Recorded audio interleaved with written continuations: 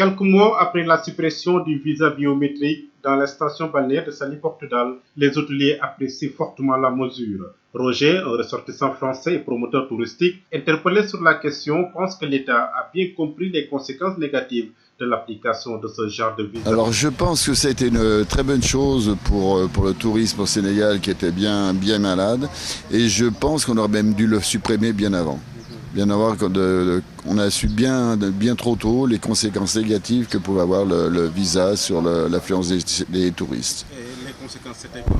C'était la baisse du tourisme, le mécontentement et beaucoup d'annulations dans tout ce qui est excursion et de réservation dans l'hôtellerie à Saly en particulier. Ibrahima Sarr de l'hôtel Filaos a aussi la même appréciation, même s'il trouve que beaucoup d'hôtels dans la station balnéaire de Saly Portudal ne sont pas concernés par le visa biométrique. Et cette mesure, les tours opérateurs étaient exemptés.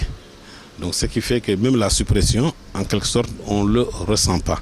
C'est certainement les hôtels qui étaient surtout les hôtels d'affaires, qui avaient beaucoup de clients qui voyageaient sans les tours opérateurs, qui le ressentent. Mais nous, à notre niveau, comme on était exempté, le tour opérateur était exempté, on ne sent pas cette suppression. Les hôteliers de Saly Portudal ont par la suite demandé à l'État de supprimer d'autres taxes aéroportuaires. Il faudrait supprimer quelques taxes et pour quelques taxes d'aéroport.